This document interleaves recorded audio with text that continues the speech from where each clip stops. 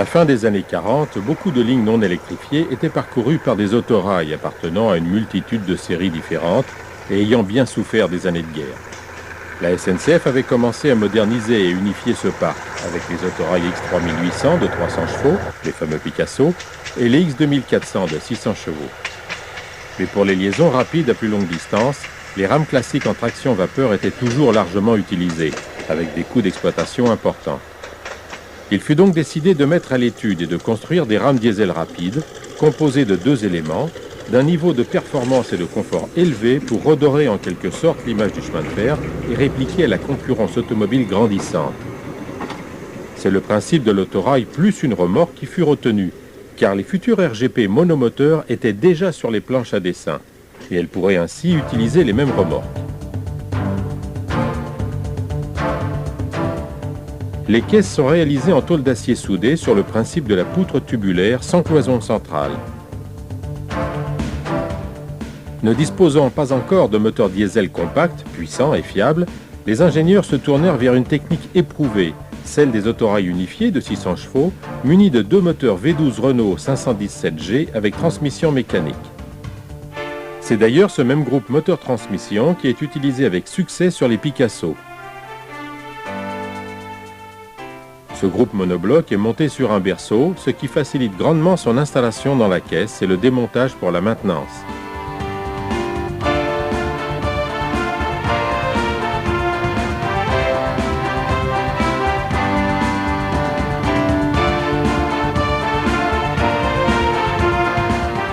Les bogies de la motrice sont du type Y159. Ils sont largement inspirés de ceux des autorails unifiés, avec boîte d'essieu intérieure et roues à emmanchement conique. Leur suspension est particulièrement réussie et donne un confort et une tenue de voie remarquables. Ceux des remorques, du type Y187, classique, à boîte d'essieu extérieure, donnent une même qualité de roulement. Les motrices sont construites par De Dietrich à Reichshoffen en Alsace et elles viennent par leurs propres moyens aux usines Brissonneau et Lotz à Creil, près de Paris, où sont construites les remorques. Accouplement, raccordement des soufflets d'intercirculation, branchement des liaisons électriques, montage des panneaux d'habillage de l'intercirculation entre deux rames. La première rame à grand parcours est prête pour son premier voyage.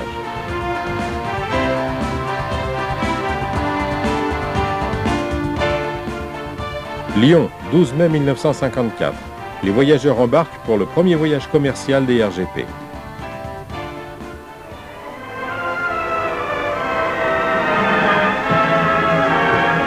En route.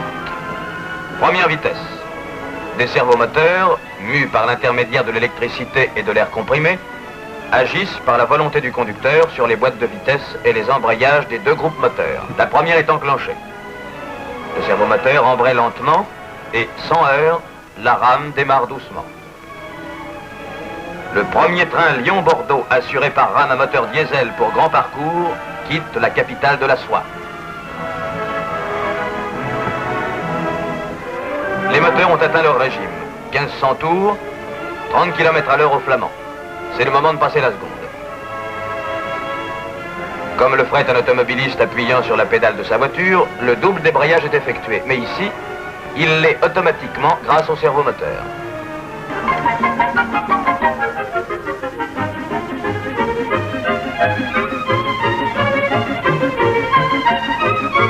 Poursuivant son voyage, la rame à grand parcours offre aux voyageurs sensibles aux beautés de la nature un spectacle de paysage sur le grand écran panoramique de ses larges baies vitrées. Autre point remarquable, le service de restauration assuré par le personnel de la compagnie des wagons-lits. Une véritable cuisine installée dans les remorques permet de préparer une centaine de repas de qualité qui sont servis à la place grâce à l'installation de tables repliables. Avec leur insonorisation très poussée, leur grand confort et les services offerts, les RGP ont été dès l'origine classés en seconde classe puis en première à l'époque de la suppression de la troisième classe. Leur vitesse maximum de 124 km/h en palier leur a permis d'améliorer sensiblement les parcours comme celui-ci de Lyon à Bordeaux. Les 20 RGP bimoteurs mis en service entre 1954 et 1955 sont d'abord affectés au dépôt de Lyon-Vèze.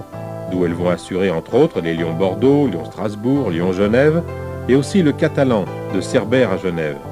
Des rames iront ensuite au Batignolles pour faire des Paris-Caen, Paris-Le Havre, Rouen-Tours et même Paris-Dunkerque.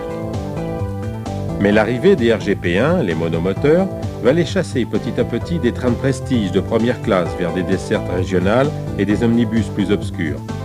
Quelques rames seront affectées à Marseille, où elles assureront la Tramontane, le train Marseille-Portbou. En 1970, la série sera regroupée à Bordeaux. Et en 1975, à l'arrivée des turbotrains, les RGP2 n'assurent plus que des petits parcours autour de Bordeaux. La fin est proche. Et c'est en novembre 1986 que les 3 dernières rames sont radiées des effectifs. Mais heureusement pas démolies. La 2709 et sa remorque, 7719, sont rachetées par l'association Quercy Rail dès leur radiation en novembre 1986. Elles totalisaient alors 4 623 562 km. Nous sommes à Saint-Géry, dans la vallée du Lot. Guy, notre mécano du jour, va nous faire le tour du propriétaire. Après les traditionnelles visites et vérifications des niveaux, des pleins d'eau et de gazole, Guy enclenche le sectionneur de batterie.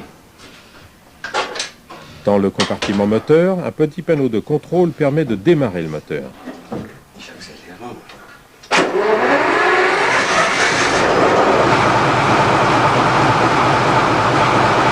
Juste après le V12, on voit le carter de l'embrayage et son servomoteur pneumatique.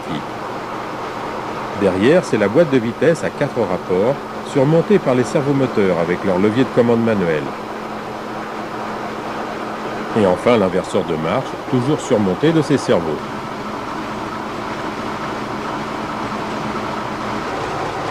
Un joyeux festival de courroies entraîne la dynamo, le compresseur, la pompe à eau et l'arbre des ventilateurs.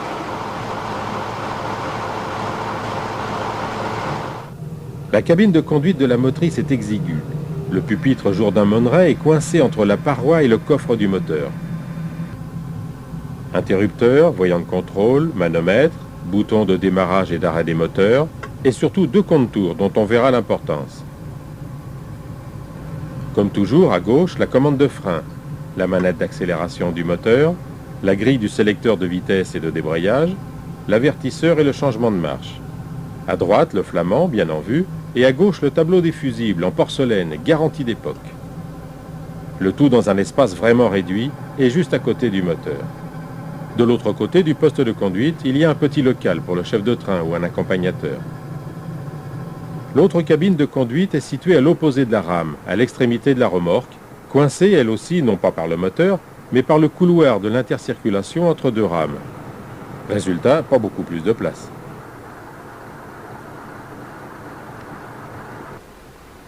Le pupitre est simplifié. Bien sûr, les commandes de traction et de freinage sont les mêmes, ainsi que les maneaux du frein et les contours des moteurs. Mais les interrupteurs des auxiliaires et les voyants de contrôle sont rassemblés sur un tableau mural au-dessus du flamand. De l'autre côté du couloir, un espace servait de rangement au panneau d'habillage de l'intercirculation.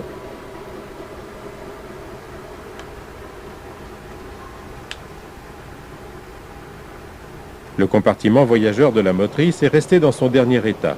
Aménagement de 2e classe, avec des banquettes en vis-à-vis, mais toujours avec les tables repliables.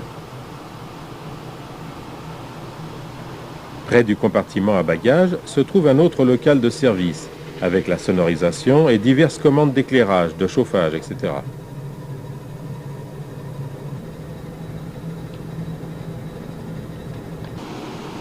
C'est un soufflet traditionnel muni de 2 portes à 2 battants qui assure l'intercirculation entre la motrice et la remorque.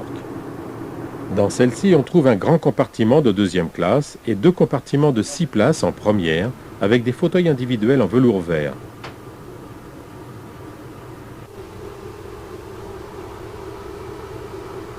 Dans les années 70, l'ancienne cuisine a été transformée en compartiment de première classe avec un autre local de service plus petit qui a été aménagé en bar par l'association.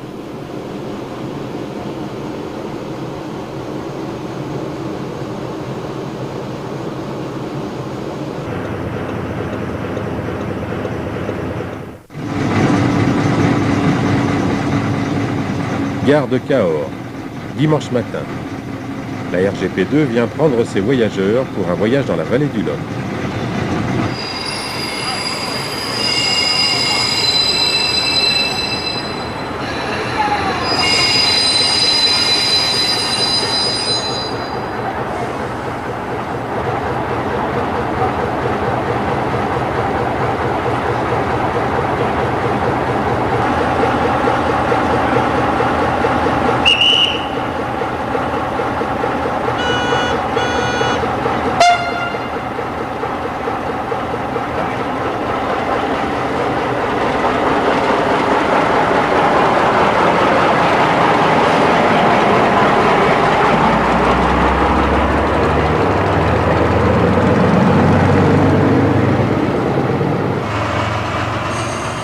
Côté motrice, et même à vitesse réduite, la cabine est assez bruyante lorsque les moteurs montent en régime, mais Guy est attentif au son du moteur.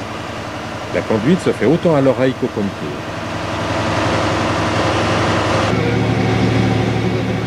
Passé le pont sur le Lot, on arrive à la bifurcation et on prend la ligne de Capdenac.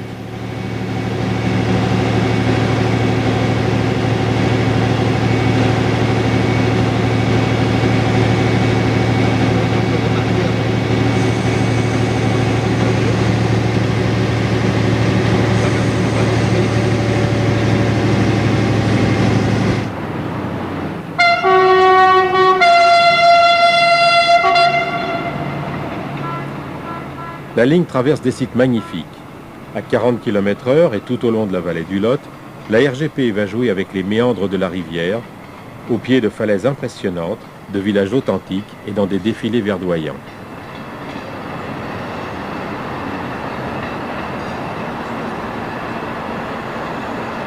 Et c'est sûr que là, on est obligé de se transformer en parade.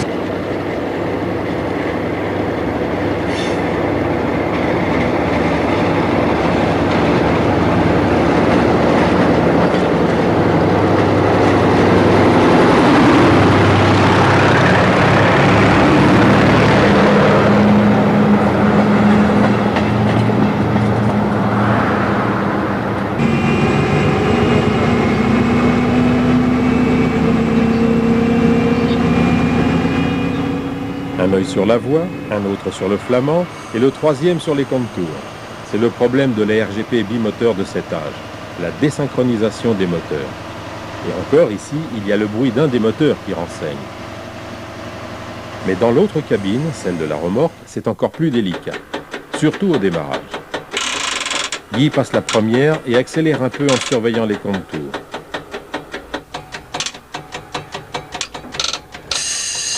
Un moteur s'emballe, Guy réduit les gaz. Les vitesses s'équilibrent. On peut réaccélérer. À 1500 tours, le mécano débraye, coupe les gaz et réembraye partiellement en seconde en surveillant attentivement les contours. Accélération quand les moteurs sont synchronisés.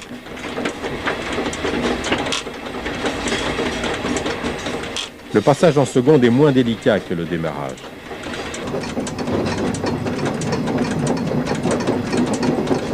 Et pour la troisième, rebolote. Là aussi, c'est plus facile.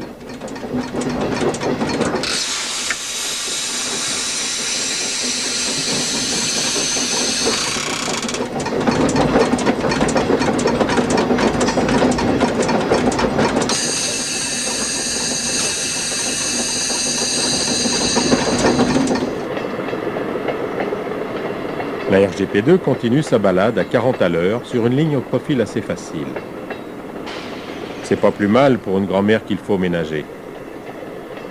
Il est loin le temps des Lyon-Bordeaux à 120 km/h et des rapides de première classe comme le Mistral, dont les RGP2 ont assuré un temps la correspondance entre Marseille et Nice.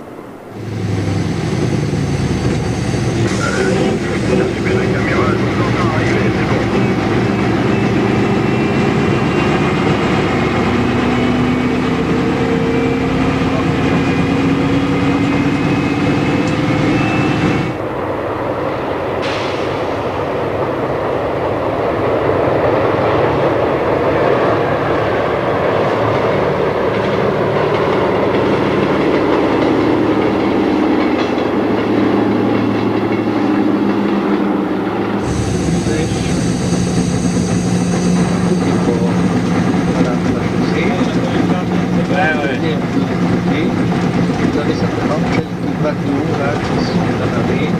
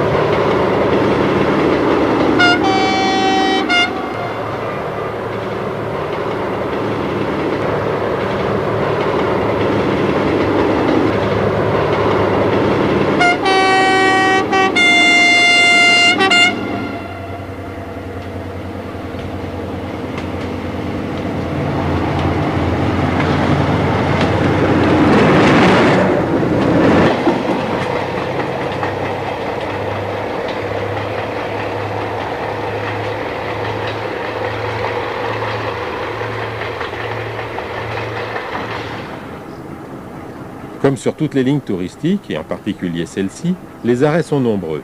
Arrêt photo, arrêt visite ou même dégustation.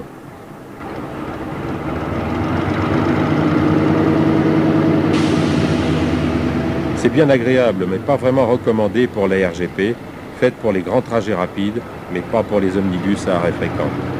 Pourtant, c'est ce qu'elles ont toutes connu à la fin de leur carrière.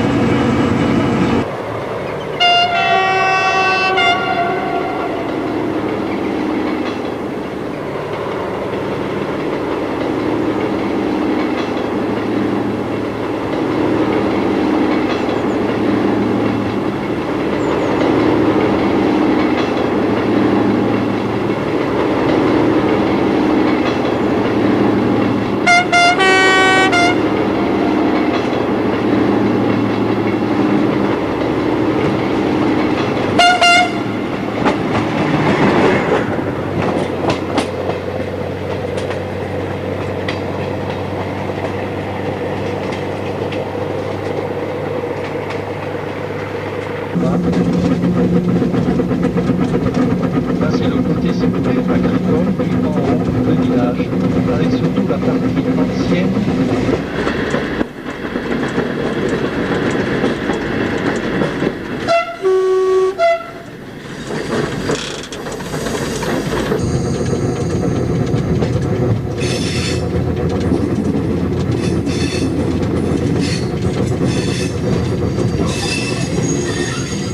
À l'arrivée à Khajar, nous croisons un autorail X4500 de l'association Quercy Rail qui fait le voyage dans l'autre sens pour un autre groupe de touristes.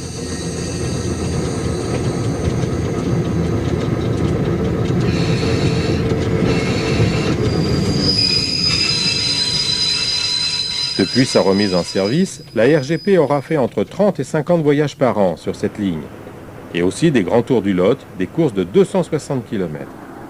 Au total, elle aurait déjà parcouru environ 50 000 km dans sa seconde vie de semi-retraité. Pas mal. Deux autres RGP bimoteurs ont échappé au ferraillage. La X2716 a été rachetée par l'association des autorails touristiques de Lyon, qui la fait rouler de temps en temps sur la ligne de la Puisaye entre Toussy et Villiers-Saint-Benoît, près de Montargis. La troisième, la 2719, a aussi été rachetée en 86 par l'association Rail Voyage et Tourisme, qui l'a fait circuler en Provence et sur la ligne de Nice à Cony. Ensuite, elle a roulé quelque temps sur la ligne de Caen à Clécy du chemin de fer touristique de la Suisse normande. Elle est maintenant propriété de l'association des autorails